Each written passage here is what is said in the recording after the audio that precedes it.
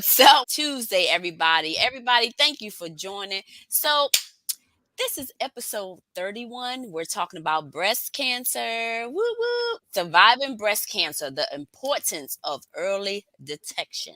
But anyway, let's go into this. Tammy, how was your week has started? How has it been so far? I had a great day yesterday. So that's a whole nother conversation. And today was quite busy. I got a lot of things accomplished, but I'm tired because I had to take my godmother to the airport to pick up her sister who's here from Tulsa, Oklahoma. So I hate Wow. running in like that. So Tasha was like, "You gotta do this, you gotta do that." I was like, "Tasha, just give me a minute to decompress." So I'm here. And I wasn't gonna let y'all catch me, but I would lash because I look like real bald and crazy. So yeah. Oh, okay. Well, sounds pretty good today's a Tuesday. So you're going into Wednesday. So I guess your Monday started off pretty good. And how was yours, Sasha? How's my girl? Well, anyway, your girl's doing fine. She's resting right now, getting her beauty sleep, what She she laughs at me, needs. y'all. All the girl do is laugh at me. When I talk to her, she cracks up like She does. She thinks Tammy's funny. But my week, so far, well, Monday, it's been pretty good. Work has been great, busy. I'm back at work and it is busy, busy, busy. It's a new physical year for us and okay. everything starts all over and every we got to do annual reports and do So publications for our it's your new fiscal year. yes, we start every Oh. October, not January. So, Oh. And see, ours start in June. oh, July, wow. yeah. College is July 1st is when the fiscal year starts. So you have to have Wow. everything. Like our budgets are for 2023, or we're already operating on 2022. By July 1st, we'll be operating on 2023. And it's weird because it's not a calendar year. So you can like Right. 2020. Mhm. In every national data that we use, they start their physical year in January. So we're always like, okay, so they're always So like wait, do they call it a a physical year or fiscal? physical, Fiscal. Okay. physical year, Okay. I'm like, well, what they get physical with? physical. So everything's always behind us. So, but it's always great, in the nursing world to kind of do a lot of research and performance improvements. And that is, speaking of performance improvement, that's one thing I want you guys to do starting today. A performance improvement and check your breasts. That goes for the man too. Check your breasts. I'm not playing.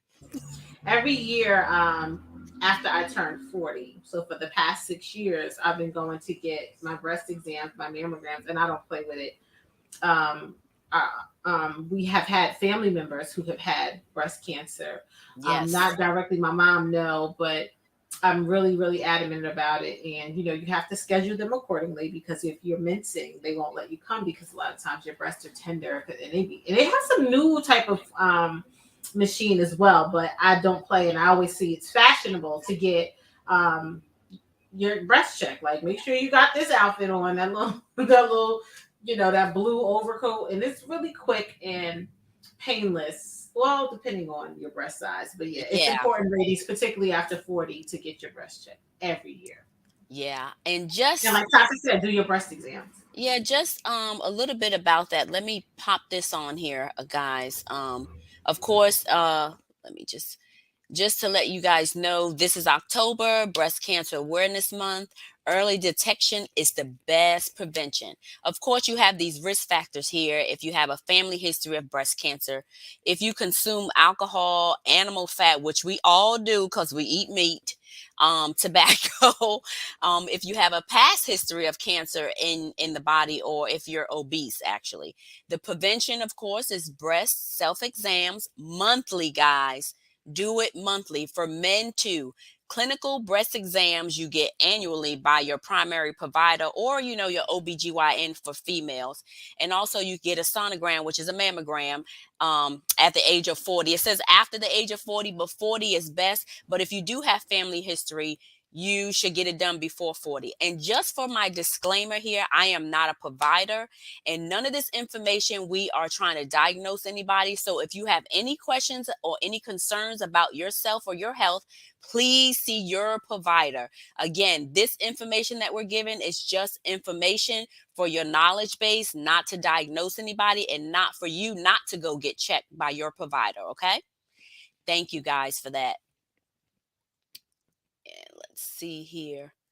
And just one more thing I want to go into. So I didn't actually let Tammy know this, but I actually had a scare recently. Just found out last week She that did, but I was like, don't tell me because you want to give me half of your story. So keep your damn information. So I'm like, Tasha, I'm not gonna say anything. Then don't give me half the story and then have me all scared and concerned and you want to be playing with my daughter. so I went in Sorry, y'all. because I'm an open book. I went in, I got my ultrasound, of course, and it was like, oh, we're just gonna do an ultrasound and we're gonna see if it's cysts. And cysts are fluid filled pockets in your breast that you can have. So he's like, oh, we're just gonna aspirate it. Aspiration means just pulling the fluid out. Well, they were poking in there and they took too long, and I was like, so what y'all doing? And they was like, well, there's nothing coming out, madam, so we need to do a biopsy. So they did the biopsy, and of course, you're sitting and waiting and sitting for 2 days trying to figure out where is these biopsy results, whether it's benign, which means it's non-cancerous, or it's cancer. So of course, mine was benign, wasn't cancer, and I thank God for that. And of course, my husband did too. We had people on our prayer list thinking, making sure that it wasn't. Of course, now that I had that, I have to continue to go ahead and get mammograms, and again, once a year, and just, for them to check every now and then. So what it is, I have very dense breasts. So if you have very dense breasts, it's kind of a fact where you got to get the 3D imaging so they can really see through those dense breasts. Okay. So don't forget. And Tasha, that's probably because of you had the baby and the little bit of weight gain. Because I never forget about 2 years ago when I went for mine, I got this lengthy letter back, and I'm like, I'll open that letter like this letter is way too long. But basically, what they said is I had dense breasts. Now, correct me if I'm wrong. Does it have anything to do with having like a lot of fatty tissue in your breast area? Or Well, no? dense means that it's kind of like it's not as thin, and I Right. had dense Right. breasts before I was pregnant. Okay. Because I've had a mammogram before, and as I found out when I met you, Tammy, and the rest of my cousins, that I had aunts who had breast cancer. So I was like, okay, now I got a family history. I know I need to get checked. So I actually had dense breasts before pregnancy, but they cannot see that good through there. So that's why they do the special 3D imaging instead of just a regular mammogram. So it doesn't matter. You can be in the itty bitty committee. So Well, that was me most of my life, and then when I got fat, them D's just kicked in like boom. But the way I work out, I'm hoping I can go back to it. I'm not a fan of breasts. I'm like, oh, I wish I could wear no bras and a t-shirt all the time. But so guys, we do have a special guest. But if you have any questions for our guest, drop them in the comments. Even if you just want to say something to us like hello, drop it in the comment. Also, I want to make sure that you guys tell your friends and family members, share our podcast on your Facebook, Instagram, Twitter, whatever you have on any of those social medias. If you have any suggestions or topics, or you want to be on our podcast, email us at fineandtaylorcousinscrew@gmail, or you can just message us on Facebook or YouTube or Instagram, and we'll get back with you and have you on as a guest, as long as you have important things to talk about or just fun things. Maybe just come on and join us when we have girl talk or guy talk, just to chat it up. But with further ado, let's go into this. So are you ready to introduce our guest? You're muted, Tammy. I think you're absolutely. So okay. Aisha, Let's go. are you ready? Yes, I'm ready. Here So we this go. Aisha, Miss Aisha Lawrey is a STEM advocate. Aisha has 20 years of experience on this journey, working in the industry, government, nonprofits, and education. She shows how to engage many different stakeholders at all levels. Her focus is on increasing the number of women and minorities in engineering. Woo woo, Black women in STEM. Aisha currently works for AWS, Amazon Web Services, as the Training and Certification Global Lead for Education Programs. AMER, which is North Central and South America, right? Okay. Her role represents all the education programs spanning through K through 12, higher education, and professional skilling, reskilling, and upskilling learners. The goal is to show multiple pathways to learners that lead to professionals joining the cloud workforce. That's done by inspiring and creating technical learning experience to excite younger learners to stay on a STEM and STEAM track and present them with role models that demonstrate a STEM and STEAM career is attainable and demonstrate to them that a STEM and STEAM career is attainable for anyone. Prior to joining AWS, Aisha worked at the National Action Council for Minorities in Engineering as the Senior Director of Programs and Scholarships. She was responsible for directing, and executing all scholarships and program activities. She was also the Director of Engineering Education with the American Society of Mechanical Engineering. She directed and guided the work of ASME in helping to shape the future of mechanical engineering and engineering technology. She is currently a AAAS IFTEN STEAM ambassador and even has a 3D scanned statue in her image, which I thought was so dope. I was like, yeah, Aisha got a statue. Aisha has obtained a master's of public policy and administration from Rutgers University, is where I met her. She was in my cohort when we did our master's together, and a bachelor's of engineering degree in electrical engineering from Stevens Institute of Technology. A New Jersey native, Aisha now resides in Maryland. I think that's all I can see.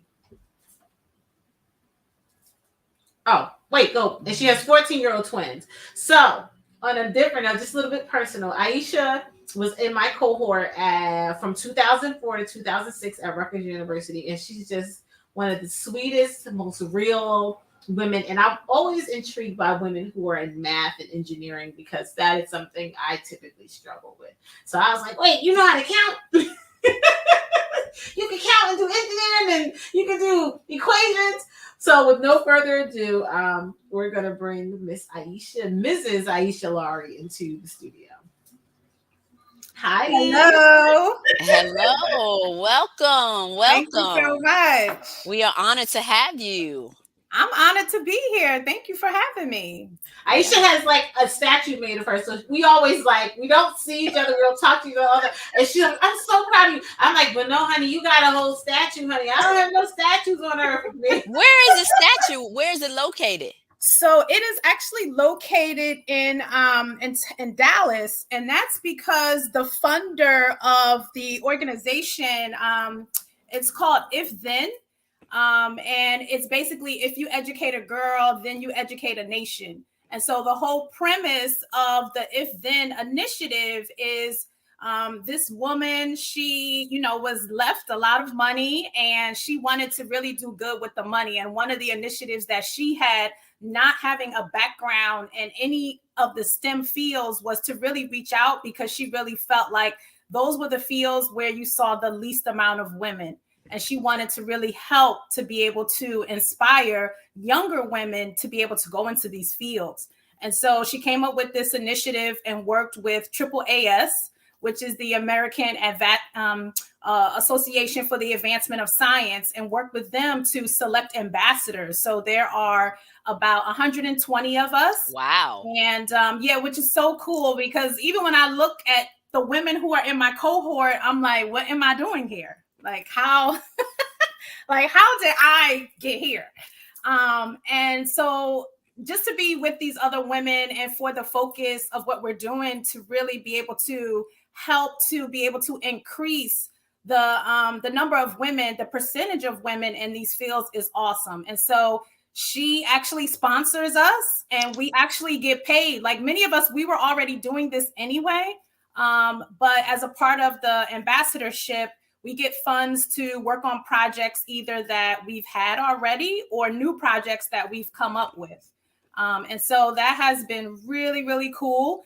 And because she actually lives in Dallas, in Texas, she wanted them to be in a park that she could go to and to be able to see all of these 3D scan statues. So they're in a park that's very close to where she lives, and that's where they're in Dallas. And I'm going there in November, so I'm gonna find your statue. I'm gonna be like, So in Dallas, is it how tall is this thing? It is It is About actually 6 feet. Yeah, so it's about 6 feet because what they did was they scanned us, and then it's on like a little platform. So they may be different sizes depending on what heights the women are, but mine's is probably about 6 feet. Okay, so this is it here. Yes, Okay. that's it. Yeah. All right, And nice. so there's a park where all of the statues are. And it's really cool. I'm so excited. I can't wait to get there to see it. So what? Wow, you haven't been there yet? Was that? I haven't gone yet. Is that you? Is that the one of you? No. Yes. Yeah, that's the one of me. I'm telling you, I'm gonna go and be like. Nice. Girl, you are so crazy.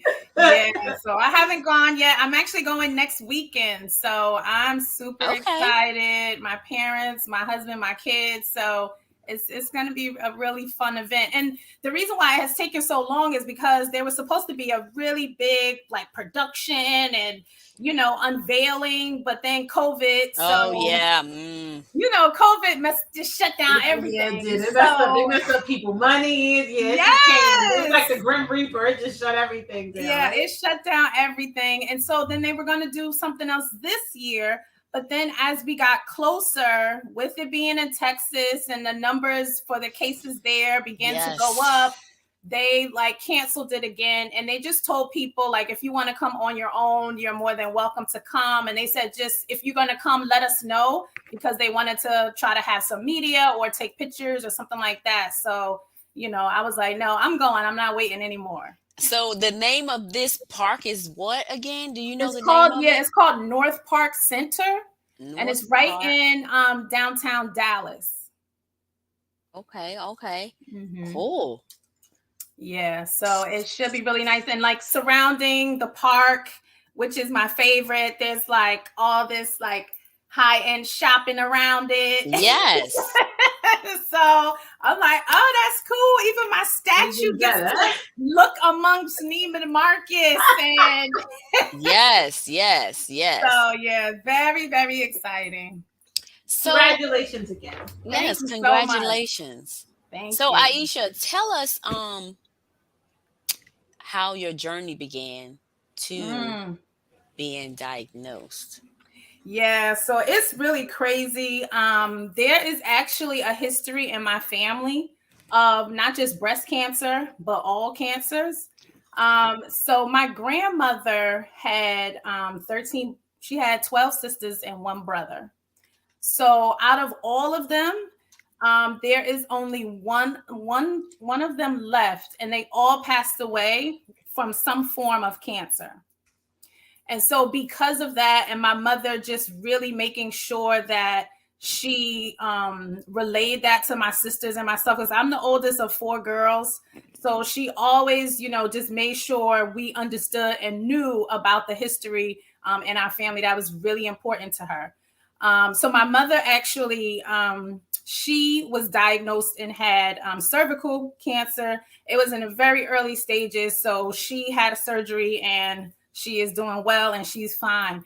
And I think that ever since I really got into college, I really began to look more and more into just, like all the different types of cancers and when you should start really making sure that you do your checks and, going to get your mammogram and all of those things.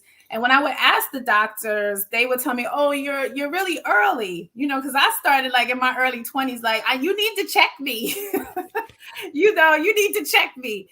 And they finally did at like 25. So I started actually at 25.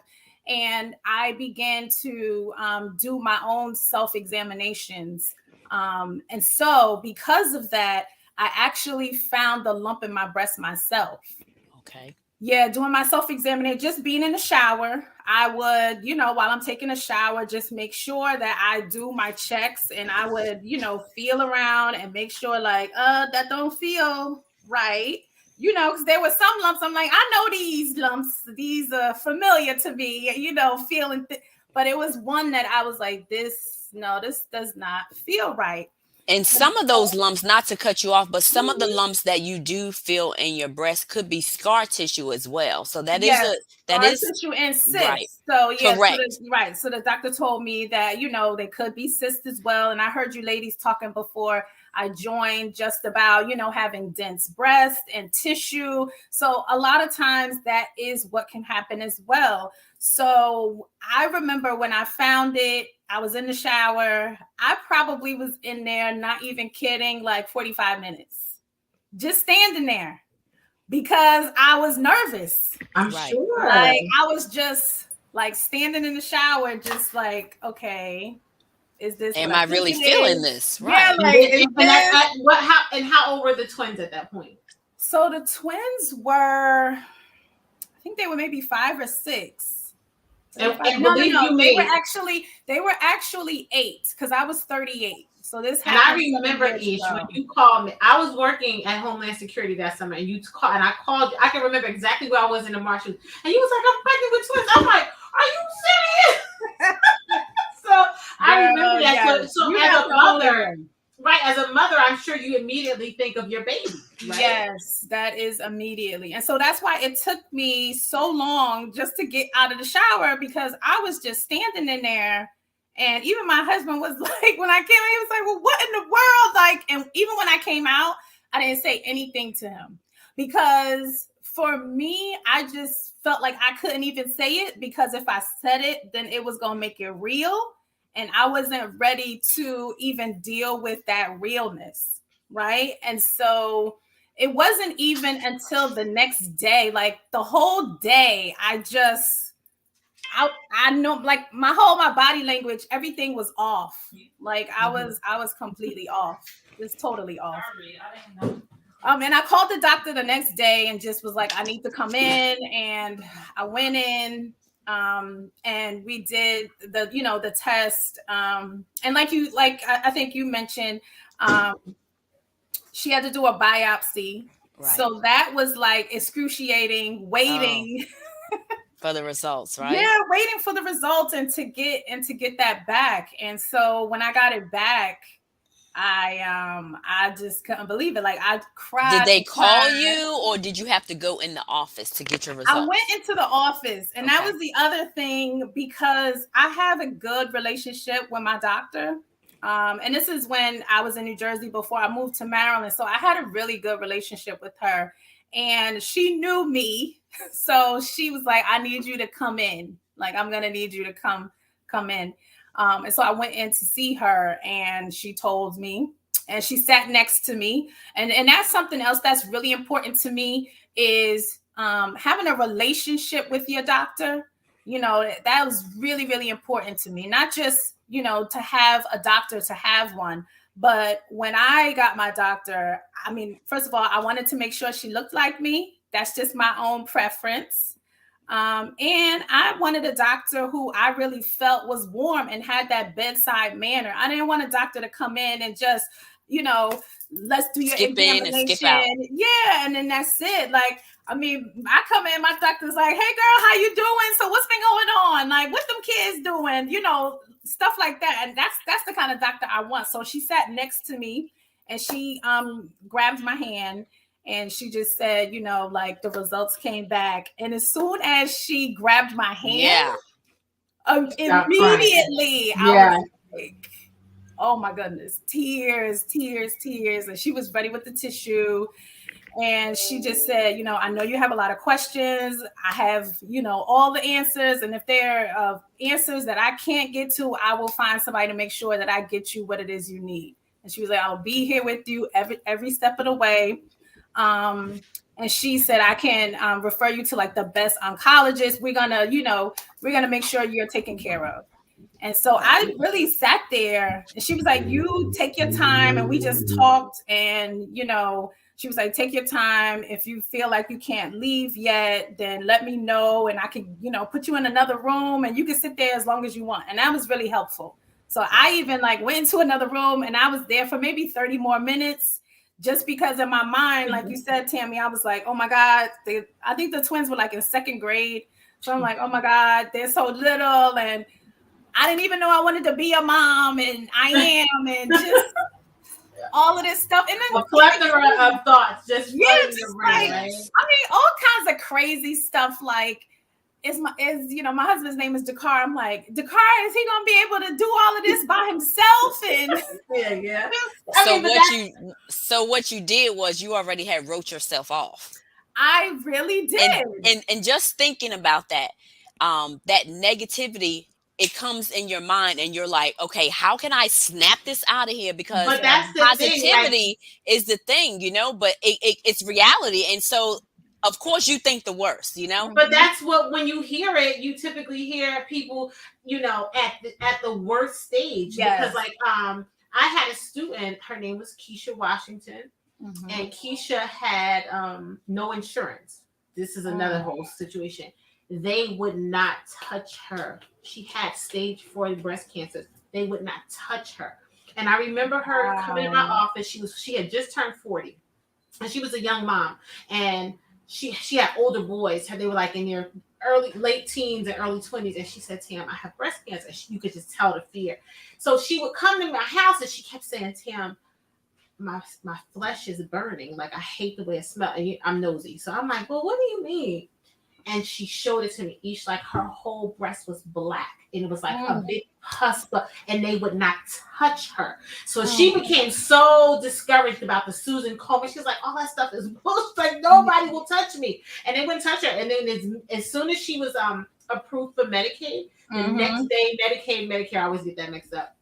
The next day, Medicaid. Okay, she went in. She was diagnosed. They told her they would, schedule her surgery, and immediately she went home and passed out because she bled out.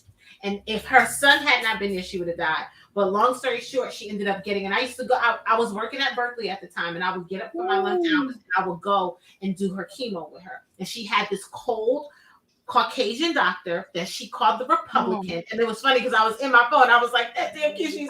And I remember her having braids. And the chemo burnt her hair out so bad that I would pull her hair, and her braids just was falling out. So I was like, all right, I'm going to get you a wig, and I'm going to get the same wig as you.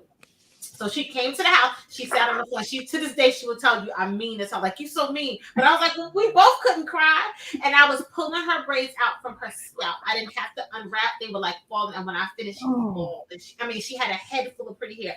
And she sat on my floor and bawled. And I was like, Keisha, it's going to be okay. I was like, you can get your hair back. But we got to get through this process. And I haven't talked to her probably in a good 4 or 5 years.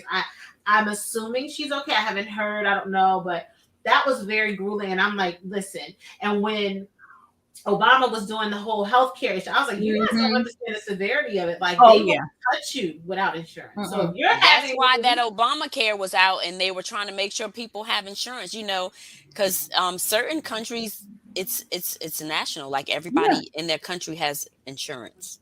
Yeah, Canada, insurance and education. Like, when I was pregnant, I kept joking with my husband, like, we going to Canada to make sure these twins get some free education, because it's free there. So, and healthcare insurance, That's right. Yeah, that's true. So I know that in your because I read it on Facebook, because we follow one another on Facebook, and you said that did she immediately schedule you for surgery? Like, how did that go? She immediately did. So in the process of her talking to me, and I was very, like I said, I was very knowledgeable just because of my family history. So I read up on like the different stages. I even like read up on, you all were talking about like certain foods. And I think people don't really focus and talk about that enough. There are foods that can really help you prevent cancer. Those leafy greens, right? Yes, and how to deal with it and how to manage. And so I went and got a book. It was like this thick, and it was just about like all different types of foods and things like that. And so, I was doing all this stuff trying to prevent something that didn't even happen. And so then when it did happen, I was just like, I really beat up on myself because I said, well, maybe I didn't do enough. Then I was like, maybe I should have exercised more. Maybe I should have did this and maybe I should have did that. So it was really devastating. But when she talked to me and explained and just told me what stage it was, she was like, you're in stage 1. It's very early. So she was like, it's really a good thing that you were doing your breast examinations because many women don't. And I had actually just gone to the doctor. So this happened in April. I had gone to the doctor in January, and I actually had my mammogram and everything then. Everything came out fine. So now it's April, and I did the examination. So she said, can you imagine? And we had a whole conversation, like you waiting until coming back in January, to have your exam again. That's a whole year. And, she said, tumors grow very quickly. People don't understand at the rate that they grow, and so many different things can happen. So she said, if you were not really paying attention to your body or you ignored it, and you went longer, then a tumor could have grown. And we would be having this conversation and you could be at later stages. So she said, because you did that and it's very early, she just really reassured me that, this is something that is definitely manageable. And she said, if we're able to, do the surgery, we can get the whole tumor. And so what they do is they also take margins outside of where the tumor is just to make sure that nothing has spread. She said, if everything, comes out and you have to come back. So I was going back like every 2 to 3 months to get my margins checked. And nothing has spread. Then she said, you will be fine. And she also talked to me about chemo if we needed to go that route. But she was, just really confident because it was so early that she said, I think, you scheduling and having your lumpectomy, that, you should definitely be fine. But she said, again, because it's so early and you were able to do your own breast examination, this is why, I feel really confident about your success rate. Right. And that's just speaking about that early detection, like you said, is the best. And, stage 1, stage 2, stage 3, stage 4, there are survivors in every stage. Yes. But the stage 4 is very slim chance, but there are a lot of people who were at stage 4 and have survived.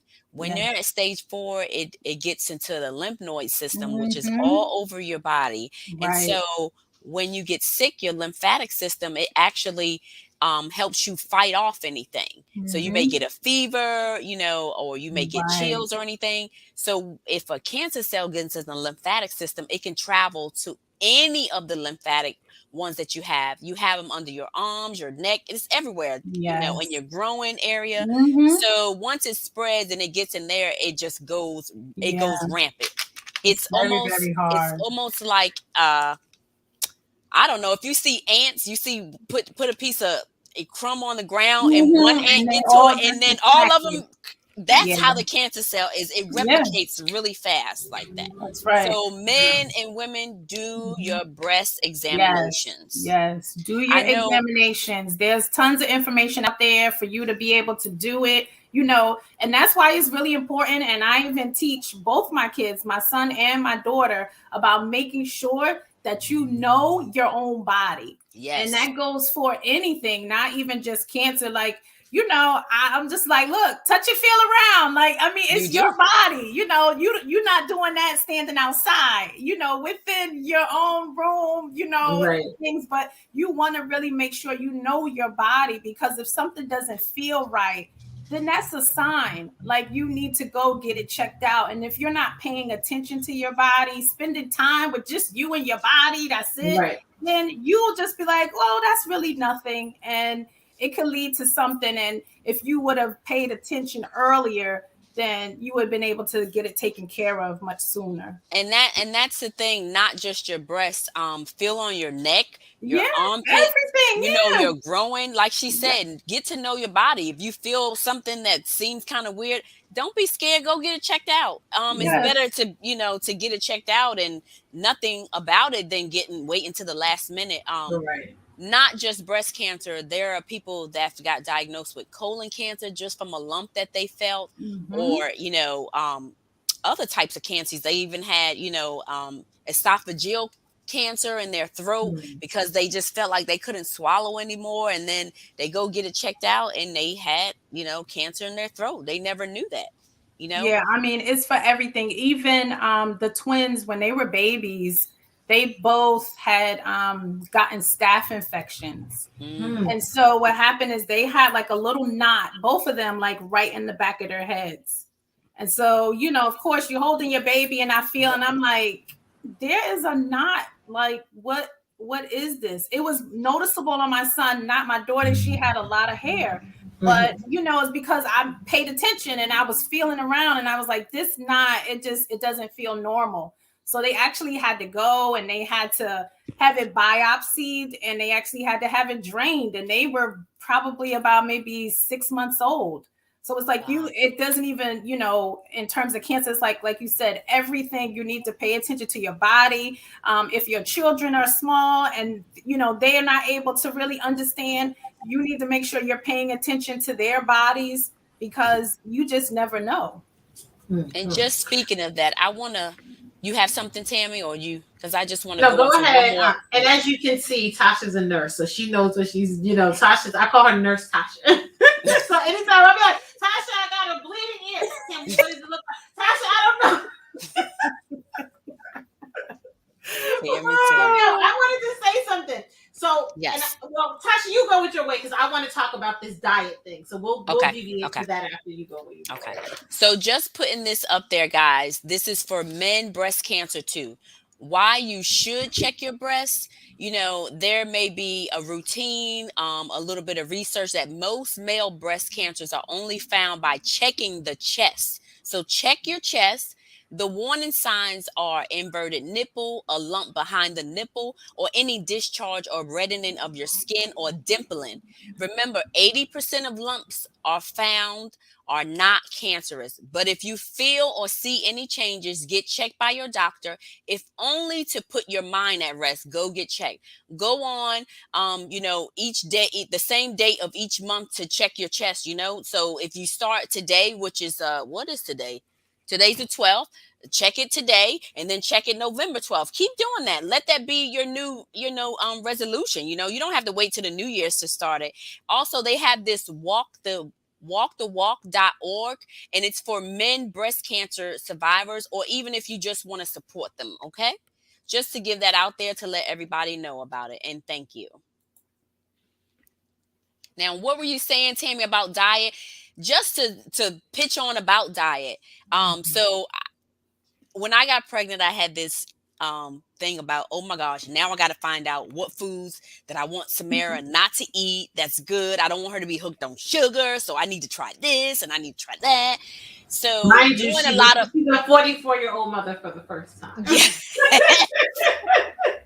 So she's buying all files in nature, like, Tasha. I call her husband Abraham and Sarah because he's Pittsburgh. So I'm like, y'all having this damn baby at 80 years old. What the hell she come here? So she's a whole Yeah, adult. we would be 90, So 94 she's years a old whole if you adult. we're 94 if you add our ages together. So I researched, and I actually follow this lady on Instagram, and I got to get her name because it just went out my head, of course. But Mhm. I realized that there are cancer agents in milk. It's called carcinogen. Yep. Carcinogen is in the milk. Almond milk doesn't have it, but regular milk has it. And I Yes. can't Some drink it. products even have it. Like Hmm. it could be some type of macaroni and cheese or just something with milk product in it. It may say carcinogen. If it says Yeah. carcinogen, that's cancer agents. So, we're putting that in our body. And of course, they say, oh, that little bit's not going to harm you. Who's to say that? It might be your trigger for your body. And you know, another thing related to that as well, it may not actually even be the food, right? So, you know, Correct. it could be the container that it's in. So Correct. that's why it's really important when, you know, there are food scientists and engineers who study that. And that's why it's important what materials are actually in the plastic, because Yes. that can do it as well. You know, you're putting this food in the microwave, it's in a plastic container. And so not even just paying attention to the food, but the containers where you're putting the food inside of. Those plastic plates at the cookouts, you throw them in the microwave and it melts some. Yeah, you eating it. Yes. Don't do it. I hate it. People do. You know how you go to the store and you pick up your fried fish and they have it in that white styrofoam and you throw it in the microwave and it melts a little bit in there and it's just color. You just ate that. Yeah, you just ate it. You're like, well, it's not that bad. No. You Hello, ate just it. enter that into your body, some more toxins, you know? And not to mention everything that they put in everything that we don't even know about, right? And your deodorant, your makeup. You gotta look at it. If you research, there's so many words that they kind of like they mask it so it doesn't say the word cancer or CA in it, but it's actually some type of cancer agent, and you wouldn't even know it. There's like in cereal, they put it in our kids' cereal. The cereal that your kids eat, it may have BHT on it. Those things make you get fat, diabetes, hooked on sugar. So BHT is another one that you got to pay attention to. It causes all these things, you know. And you know what's so funny about BHT? That is in a lot of the containers that they even have for kids. So the thermoses, you know, I'm sitting here like, so y'all just gonna talk y'all damn language, and I'm gonna sit here and don't. Okay, I'm gonna sit. Y'all better not talk about no shoes. No, BHC. Oh, I don't know what that is, you know, spring ladies. No, that's interesting though. But when you pick up that water bottle and you're gonna go work out, if you get it, it will have that on the water bottle to let you know that it contains that. So see, I put mine in a regular water bottle. So they give you those signs and stuff, but you don't know because people you don't know. Yeah, you don't look it up. You don't know what that is. Paying attention. Yeah, no. Another thing that I keep telling people, your STEM people, that's a whole nother world. And if you don't know, it just goes over our head. It does. So like when people have been sick and in the hospital, and I'll be like, get Nurse Tasha. And Tasha started talking that shit. They start being like, wait a minute, like, okay, I can't. They be like, no, okay, now you gotta bring it down because now you're talking to a person who has knowledge of this stuff y'all throw out to us, and we're like, oh, okay, no. Yeah, and you have to do your own research. Be your own advocate. That's right. You have to ask questions. You even go get a second or a third opinion. It is nothing wrong with that. I've heard of so many cases of women and men being misdiagnosed and then thinking that they have some form of a disease and they don't, because they just went with, oh, the doctor said I have this, and so let me start taking this treatment, let me get this surgery, and then come to find out that they didn't even have anything. Or they give them the wrong medicine. That has happened to a couple of people in my family. Saying they have lupus and you taking this medicine, like what? And then people also don't understand the domino effects of things. Like people who typically have diabetes, they end up start taking that stuff and then they end up have bad liver. Like that stuff has so many, bad effects. And of course in our communities, because they're food deserts, people don't go to the hospital until they're sick or then they're dead, right? Well, they don't do routines like get a screening colonoscopy. You should get one. Yes. And it's really bad because there are many doctors who will give you like 4 or 5 different medications. My mother is diabetic. She has high blood pressure and she has high cholesterol. So, I would tell her, mommy, what is all of this? You should not be taking all of this medication. Like, you need to ask questions. And they count to react. Yes, and it It's wasn't called adverse until events. she went to the pharmacist at Walgreens, and people don't give pharmacists enough credit. Right. They go to school. They're not just working at CVS and Walgreens just Ask to them questions. Yeah, passing out. They have doctorates in pharmacy, in medicine. This is what they know, and people don't utilize them enough and take their degrees seriously. You know, so it wasn't until the pharmacist said something, because I was like, Ma, you're taking a lot of these. How do you know that this is, having any effect on you? And the pharmacist, told her, like, you can take this, but I wouldn't take this medication. You may be able to find a different type of a medication to take with this high blood pressure, with this diabetic medicine. And it was like, Ma, your doctor gave you all of this, and he didn't even say anything. He just like, oh, here's 3 prescriptions, and that's it. So like you said, Tasha, you have to be your own advocate. You got to ask the doctor questions. Just because they're doctors don't mean that they're God. They're human. They're human. They're human. That's why Tasha was in labor for 30,000 hours, because she was up in there. Whatever, Tammy. I wasn't in for I was like, your ass shouldn't have been no nurse. Was up in there. I was in there because we were supposed to, go the right way to have the baby, but I wouldn't dilate. I just stopped. And she got to tell the doctor. The doctor said, well, you want to put a balloon? She said, well, would you put a balloon in your penis? I was like, Tasha. Why did you tell them I told them that, Tammy? He told me it wasn't going to hurt. And I asked him if he ever had one put in him. I know that's right. Flip it back on him. And she was in labor for 30,000 hours. 30,000 hours. She is way too much. That's supposed to be another topic when we talk about labor and delivery. She giving up all my little juices. You see that? So Ish, let me ask you this. Yeah. So how many years have you been cancer-free? For 7 years. All right, congratulations. Yes, and the date was, when's your anniversary? Oh my goodness, March the 8th. All right, that is the date. But even, what is, I think something else is a really big stigma, and it was a really big stigma for me, because there were so many people that I didn't even tell, I didn't say anything. Like, even some of my girlfriends, like, when I told them, years later, like, I had surgery and everything else, but I played it down. I'm like, I just got to go for this little procedure. Yeah. I'm going to be in the hospital. I'll be home recovering. And they came to visit me, brought me flowers and everything, and didn't even know.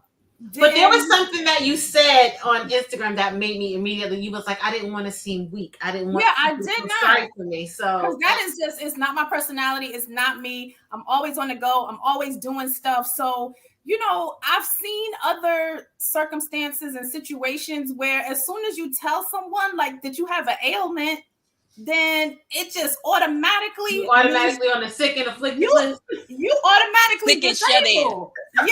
Yeah. You about to go. You automatically disabled. They ain't gonna ask you to go nowhere. Why they don't call you? Oh girl, we went to the mall, but it's all right. We wasn't gonna ask you wait, to go to the mall. So I was like, I didn't even want nobody thinking that. I didn't want nobody having side conversations about me. So it was being scared to come and visit you, Yes. That happens. People oh, I don't want to visit them. Why not? Because I don't want to get to see. So I really felt that and really kept it to myself. My immediate family knew. And even for my mother, I was like, Ma, don't be running your mouth. Don't be telling nobody, don't nothing. I'm like, look. She told people. She told some people. She told the praying people. Yes, she did. She definitely did that. But when I was like, okay, Mom, I'm ready to share. Do you know, she just shouted. It was like, thank you. I can tell people. She been holding it in. She told her prayer warriors, though. She definitely did. She did do that. Yes. She definitely did do that. But I didn't want to feel weak, I couldn't do my job, and feel like people were gonna be like, oh, Aisha's all fragile. Don't try to be overly nice to you and kind. Yes. I'm and look, keep it real. I'm still me. So don't be like, oh, you need me to go get your groceries. No, but I can get my own groceries. No. So I didn't want any of that. So I just really just played it off like, oh, I'm just having this little procedure. I'll be, under the weather for a minute, and that was it. But once and even like the walks, everything, like I pretended like, no, I'm serious. I'm good over here. It was to a point where honestly, I kept pushing it further and further, where I got to the point where I almost forgot. You know what I'm saying? Like people would be talking about it, and I'd be like, oh, man, that's really sad for them. Like not even in my own mind, not like. Well, you said it, and when you were on Instagram, you was like, I realized that I'm a survivor. Yes, you are. Because I would never say that and even admit it to myself. So it was hard to even say it out loud and say something to somebody else. Right. I remember I went to an event with my mother. It was an event for women. It was like an empowerment luncheon. And at the end of the event, they asked, we're going to have all of the survivors of cancer come up, and we want to just go to the bathroom. I stayed right there in my seat. That's like me at the wedding when they be like single women. I be like, y'all go play football over that damn bouquet. I'm good over here. Like we're not doing that. Right in that seat, and my mother was like pinching me under the table. She really was like looking at me like, "You're not gonna get up," and I'm like, "No, ma'am, no, ma'am." That was probably about maybe 4 years ago. I was like, I don't know what you're talking about because I'm good. So I don't need to do that. But I just came to a point, and this was when I put out the post. So this wasn't even like, this was just recently where I was just like, listen, I have to share my story and talk about what has happened to me because it will help somebody else. Right. And we should really be able to at least help people take off these stigmas of feeling like they need to hide and be afraid to talk about it. And I got to keep it to myself because there's so much, especially within our communities, that we don't talk about. And that's why we can't help each other heal and we can't help each other progress. Absolutely. And, it's just been a lot of like reflection for myself, even being in COVID, that I was just like, you know what? Stop playing around. Like you have to do this. And when I tell you, so many people, men and women, people that I knew and people that it's like acquaintances. Like I know her, but really don't know me. They were like, thank you for sharing. And people who said like, yeah, I actually was like, I need to go talk to my family about my situation or whatever it was. I don't even know what it was, but I was just like, wow. So it was funny because Tasha, right before we came on the show, and like Aisha and I are cool. Like I remember this one time we went out to dinner and we were, I gotta share this story. We were talking about how educated women just go crazy over men. And she was like, Tam, I have seen some of the best and the brightest go crazy over a piece of peanut. And we were dying, like sitting at the table hollering, like, remember when the astronaut lady ran across the country with a diaper? With it, right? So we've always had a real chill. It was me, Aisha, Larry Jones, and Tia. We were all cohort members, and we rocked through that whole MPA program at Rutgers Newark. But I just wanted to say that I'm very proud of you. Thank you for sharing. Tasha was like, well, this is her bio about her career. I said, but I want to focus on that because a lot of times people think, oh, if you have education or if you have a certain type of insurance, I'm like, it puts a face to breast cancer, which means it has no respect of person, and if you're a STEM person who's well aware of BTH or whatever the hell y'all but again, if you were aware of what was going on, it wasn't it wasn't beyond you. So, and I even had friends who this is what they do, like research. Like they research cancer, they research breast cancer, and they were mad at me. Like, I do not believe that you did not tell me. Right. Like, are you serious? And I'm like, I just didn't want, I just didn't want anybody to know. Yeah. I didn't want anybody. It's part of our suppression because I know me as a strong person, I suppress. I will put something way back here and then I'll be crying like, wait. That did happen. Really, it's suppressing. I realize that I'm a whole suppressor. I will compartmentalize and put that thing way back and totally forget about it. Yeah. That's how I Well, deal with it. I ladies, package it up. Mm-hmm. we're at the six minutes to the hour here. This was a great It dialogue. was. It was. Yes. So before we get off of here, I just want to share this. So I did look up the park that you said that was in Dallas, Texas. I'm going. What is it North called? Park. North Mhm. Park, and I see this is what they have there, just in case nobody gets to go, just so Oh, you can I'm see. going when I go. So this is what it looks like. Yes. Oh my They're all gosh. doing all the statues. Yeah. There's so many of them. So they Yeah, have there are statues. 120 of them. Yeah. So I'm Aisha, I super think I excited. see you. I think I see you. Oh, I'm just joking. And also just about this real quick, one thing that I want to share that was told to us that even as women in all of these fields that we had no idea about, like within the United States, in the major cities, there are less than 6% of women represented in the statue form. And so we definitely have to do something about that. Unless you see a woman as a mermaid, as a statue or something like that, but we need to also be more vocal about women who need their recognition in a statue form. There are men all over the place as statues, but we need to get more women in there as well. And speaking of men, we have less men that discuss having breast cancer. Yes. They don't say that they found the that's probably embarrassing to them. No, it isn't. But But if Aisha battled with that, what do you feel like a man would feel? Like, oh my gosh, this is feminine, or this, how men they process totally. Yeah, no. But that's so true. We like to thank you, Aisha, for coming on here and sharing your story. Your story is amazing. I have a girlfriend of mine named Regina, and she has her podcast as well, and it's called Chemo Glow. So she discusses the glow of chemo. So she's on every Monday at 8 p.m. on Facebook or YouTube. It's called Chemo and then Glow. If you want to check her out, she has people come on there. She actually has supporters. Their husbands come on sometimes, a group of husbands, and talk about how they were caregivers for their wives and how they took care of them. Every stage, these husbands are...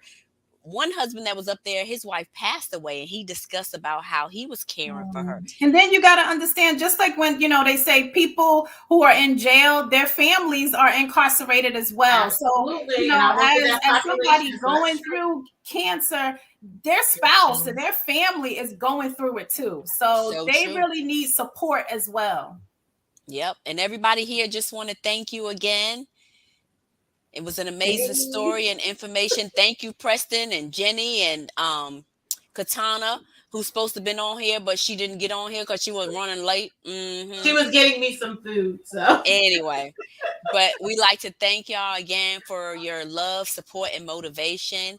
And just to let you know, next week we're coming on here. We're supposed to have another guest speaking. It's actually supposed to be a male that's going to be coming on here talking about him being a survivor. So don't forget to tune in, guys. But again, this is not about breast cancer. It's about cancer. Prostate cancer, right? And that's something that's definitely more common among men. So make sure that... Right. Make sure you subscribe, like, and share on your YouTube, Face, Twitter. Get this episode, share it on your page. We appreciate it if you do that. And anything else, Tammy? So you guys have thank you. And you guys have just been fine and tailored. Tune in next week. Bye, guys. Thank you. Bye. Thank you so much, Aisha. I'll talk to you later. Thank you.